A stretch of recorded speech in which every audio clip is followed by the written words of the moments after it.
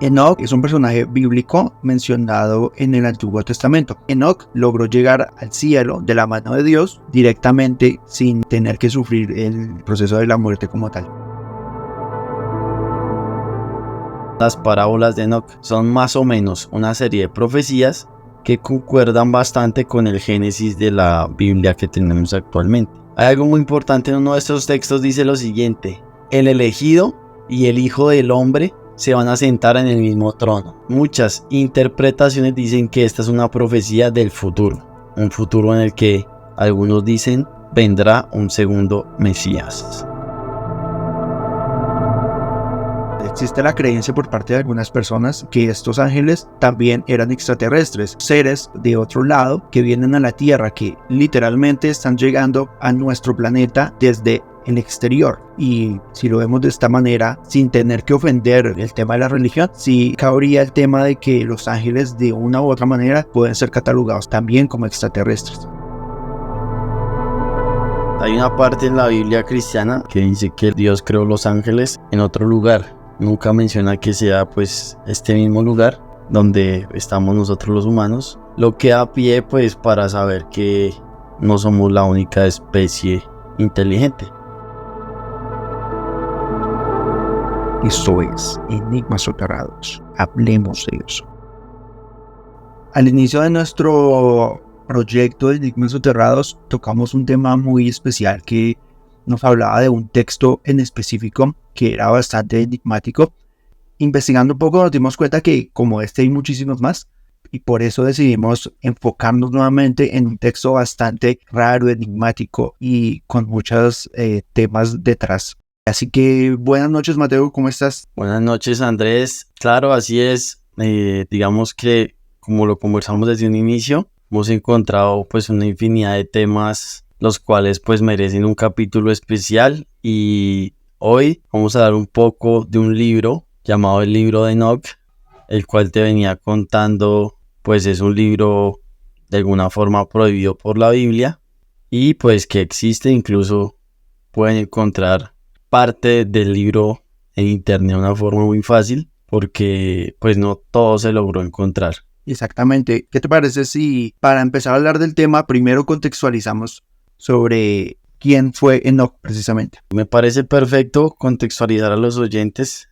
Ya lo estábamos hablando hace un momento, entonces dime qué información encontraste de Enoc y trato de complementarla. Enoc es un personaje bíblico mencionado en el Antiguo Testamento. Según la narrativa bíblica, Enoc fue un antepasado de Noé y vivió antes del diluvio. El libro del Génesis describe a Enoc como alguien que caminó con Dios y que fue llevado por Dios sin experimentar la muerte. Desde ahí ya vemos una descripción bastante extraña a lo que de pronto estamos acostumbrados, y es que según el relato que se tiene de este hombre, es una persona que llegó al cielo sin ni siquiera haber muerto. Suena un poco extraño porque en teoría nos han dicho que pues, el paso para llegar al cielo, para lograr esa trascendencia, es justamente tener su paso por la vida y posterior muerte. Pero según se cuenta, repito, este hombre Enoc logró llegar al cielo de la mano de Dios directamente sin tener que sufrir el proceso de la muerte como tal. Se dice que Enoc precisamente vivió 365 años, lo que algunos interpretan como una metáfora de su ascensión al cielo sin pasar por la muerte física. Así es, Andrés. Cabe mencionar que él era el bisabuelo de Noé y el libro, parte de él escribió, digamos que también como varios libros y se unificaron en lo que se llamó el libro de Enoc. Lo escribió 200 años antes de la Biblia que se conoce actualmente y también pues que fue antes de Cristo. Efectivamente, como lo mencionaste, él pues se dice que es una persona que llegó al cielo sin transitar por la muerte, y esto ha llevado a múltiples interpretaciones y teorías. Una de ellas es básicamente que se trata de la primera abducción escrita por un hombre, y pues si estamos hablando de hace más de 2000 años, pues las palabras o la forma en la que escribiría una persona esto no sería con tanto detalle como alguien de hoy en día. porque él logró en uno de sus libros describir que cuando estuvo en el cielo estaba en una especie de casas de cristal desde las cuales podía ver el planeta. Al no tener conocimiento de lo que sería un avión o algo así, puede ser una muy buena descripción a lo que sería una especie de nave espacial.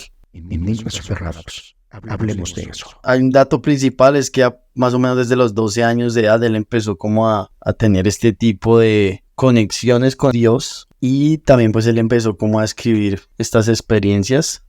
Bueno, ahorita más adelante entraremos en detalles en parte de estos libros.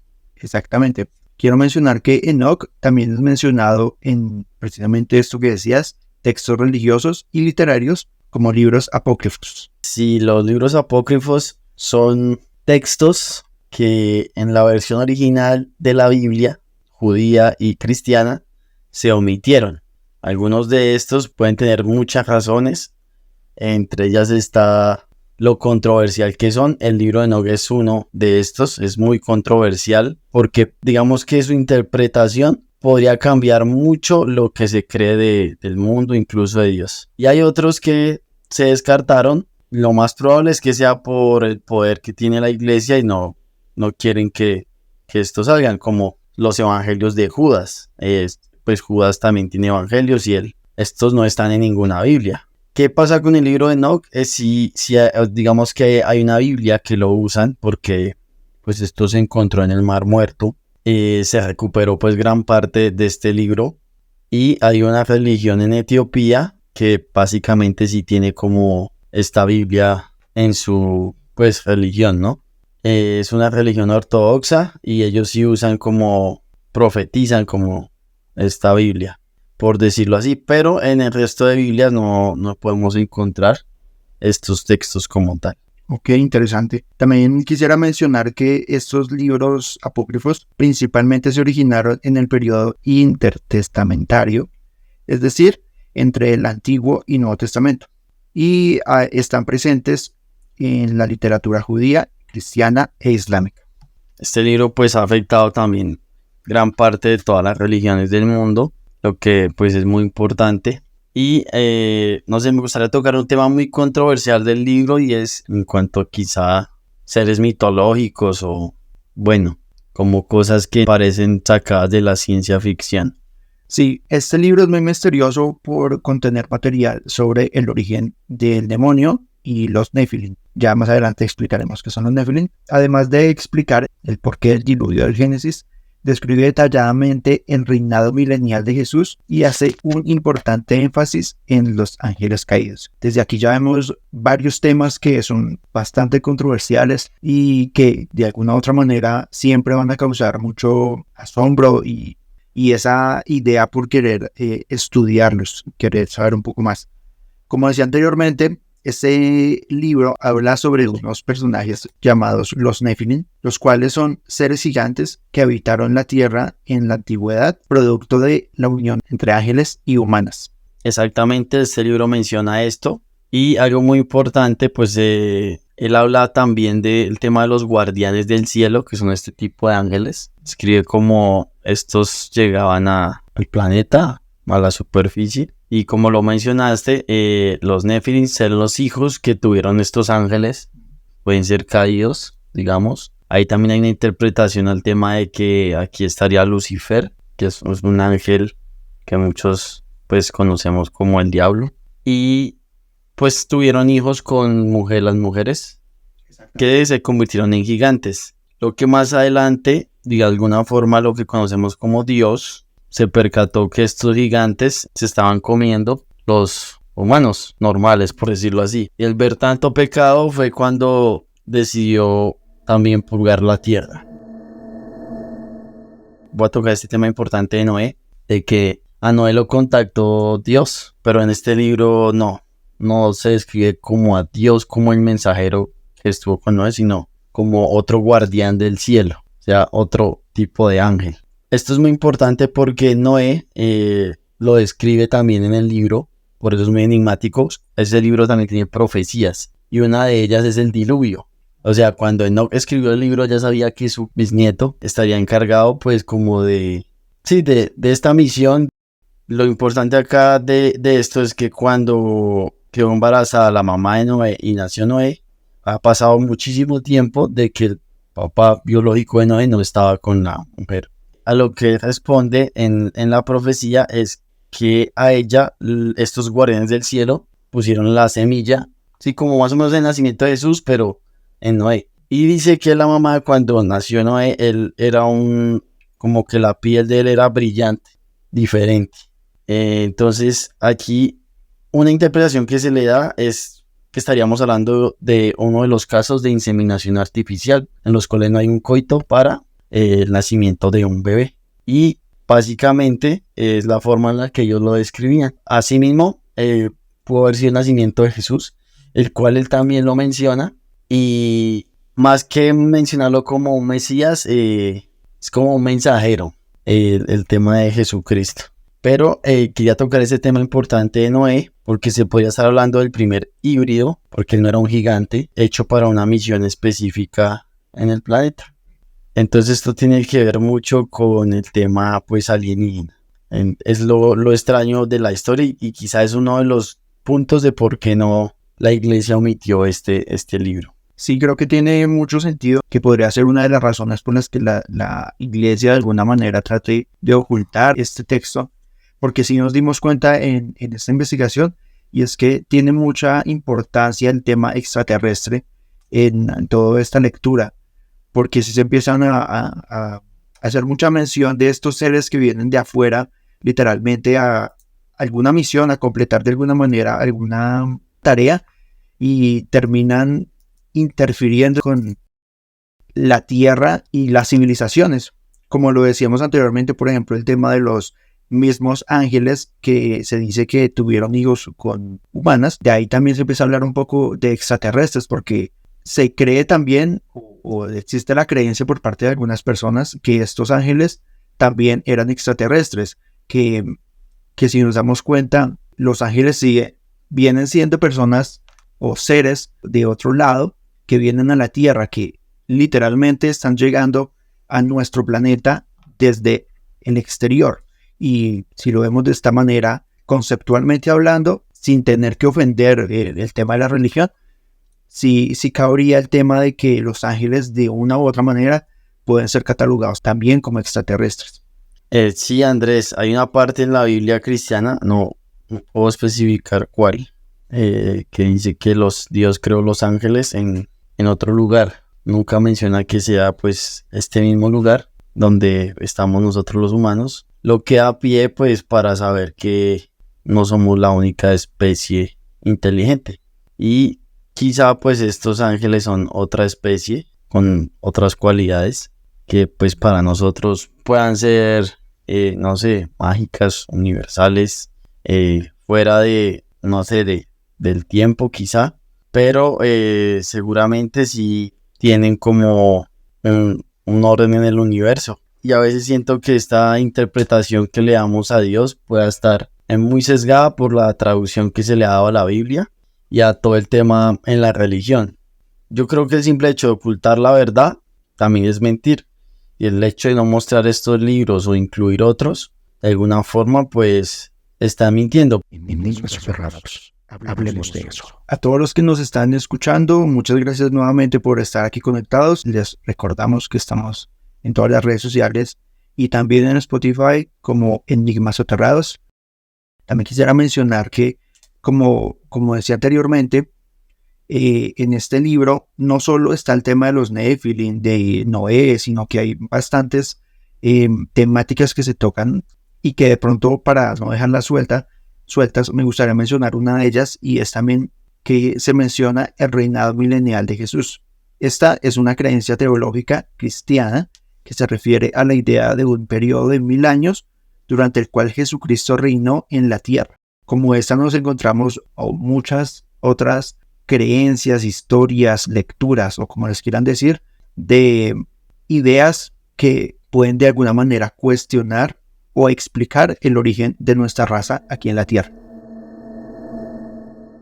Como mencionabas, Mateo, al principio del capítulo, este libro está disponible para su lectura en la actualidad. Existen diversas traducciones y ediciones que están disponibles en diferentes idiomas. Incluso pueden encontrar fácilmente una de las versiones muy sencillo si se dirigen a nuestra página web. Ahí estaremos dejando el link para que accedan directamente a esta versión que nos encontramos en la red del libro de Enoch. Tenemos en estos momentos una parte del libro que nos gustaría de pronto compartir con ustedes y que está sujeta a interpretación de quien la escucha. De pronto, en primera lectura, hayan palabras que parecieran no tener mucha concordancia unas con otras, o de pronto suena un poco enredado, y es parte del ejercicio que queremos hacer, y por eso en estos momentos nos disponemos a leer un pequeño párrafo de algo al azar que encontramos en el libro. Así es, Andrés. Antes de leerlo, quiero pues recalcar que siento que la forma en que quizás se escribió era con las palabras con las que Enoch pudo escribir lo que en su momento podía ver. Me recuerda un poco cuando hablamos de las predicciones de Nostradamus, por ejemplo, que eran palabras con las que él definía cosas del presente, pero con vocabulario de su época. Entonces, desde ahí podemos también darnos cuenta que lo que vamos a leer a continuación, aunque parezca un poco extraño para Enoch en su momento o para la gente de su época, podrá tener mucho más significado del que podemos nosotros llegar a entender en primera lectura. Bueno, voy a leer esto. Dice capítulo 2. Observar todo lo que tiene lugar en el cielo, cómo no cambian sus órbitas y las luminarias que están en el cielo, cómo salen y se ponen en orden cada una en su estación, y no transgredáis contra su designada ordenar. Mirad la tierra y prestad atención a las cosas que suceden en ella, desde el principio hasta el fin. Cuán firmes son, como ninguna de las cosas sobre la tierra cambia, sino que todas las obras de Dios se os aparecen. Mirad el verano y el invierno, como toda la tierra se llena de agua y sobre ella caen nubes, rocío y lluvia. Enigmas cerrados. Hablemos de eso. Quiero también recalcar que Enoch, a pesar de no tener conocimientos de astronomía, matemática o física, él en su libro logró de alguna forma descubrir o interpretar que nuestro año tenía 52 semanas, por lo que la órbita de la Tierra, el planeta demora en girar pues el Sol. Y también lo hizo con una precisión tan exacta que logró encontrar este déficit cuando hay un año bisiesto. Entonces es curioso que él, sin tener estos conocimientos, y estamos hablando de que esto fue antes de Cristo, pues hubiese podido dar una exactitud tan precisa de cómo percibimos, digamos, el tiempo o nuestro calendario. Sí, creo que, como decía anteriormente, este tipo de textos es muy enigmático y de mucho analizar. Y como todos los temas que hablamos aquí están a la orden del día para entrar en todo este juego de la conspiración, de intentar de pronto cada quien darle el significado a las palabras que leen según su propia experiencia. No sé si tengas algo más para mencionar. Sí, Andrés, ya para terminar, ahí quiero como hacer un énfasis en que pues el libro de Enoch, como se mencionó, se encontró en el Mar Muerto. Gran parte del texto, digamos que no todo se encontró, pero se encontró un segundo texto. Y lo curioso es que no se encontró en el Mar Muerto, pero también fue escrito por Enoch antes de Cristo también, y lo llaman las parábolas de Enoch. ¿Qué tienen las parábolas? Son más o menos una serie de profecías que concuerdan bastante con el Génesis de la Biblia que tenemos actualmente. La primera parábola habla de el juicio de los venideros. Muchas interpretaciones lo asocian a la pasión de Cristo o la crucifixión de este.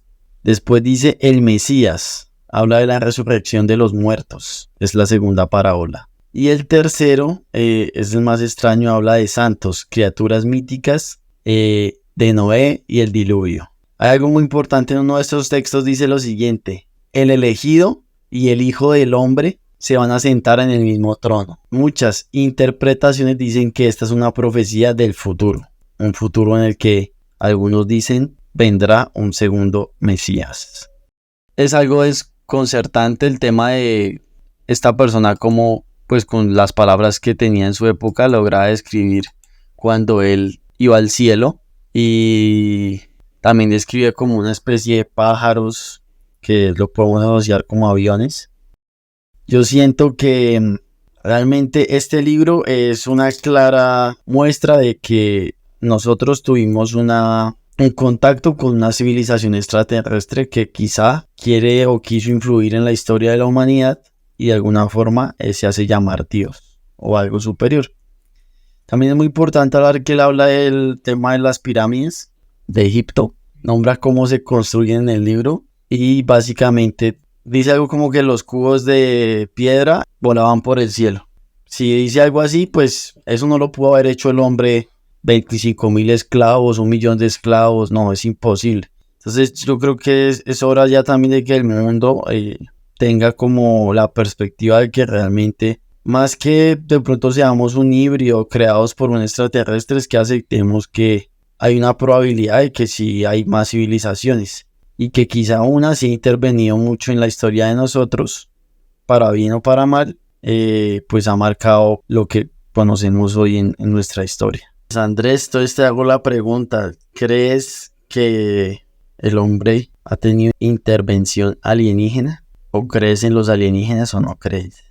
Yo creo que sí le doy también de alguna u otra manera el beneficio de la duda al tema de los extraterrestres, porque como te digo, sí creo que realmente deben haber seres externos que de alguna manera han venido a interferir aquí con nuestra civilización a lo largo de la historia. Mis enigmáticos oyentes, les dejo la misma pregunta para que la respondan en sus comentarios si creen o no en civilizaciones de origen alienígena o extraterrestre. Yo, pues, sí, siempre he creído en que hay otras civilizaciones. Y algo que me recuerda este capítulo, yo creo que ya lo mencioné, una película, se llama El Contacto del Cuarto Tipo. Si no lo menciono, es una película muy buena que habla de un caso de desapariciones y abducciones. Hay una escena, la voy a describir, es una escena en la que la escena está grabada o sea, la escena es real, y también sí. Entonces muestran la escena cuando hicieron la hipnosis de la persona esta y la actuada, pero esta escena da mucho miedo, la escena que es de verdad. Allá le hacen la hipnosis y se supone que ya la visitaban una especie de seres de noche y ella nunca recordaba quiénes eran. A ella se le desapareció un hijo. Bueno, vean la película.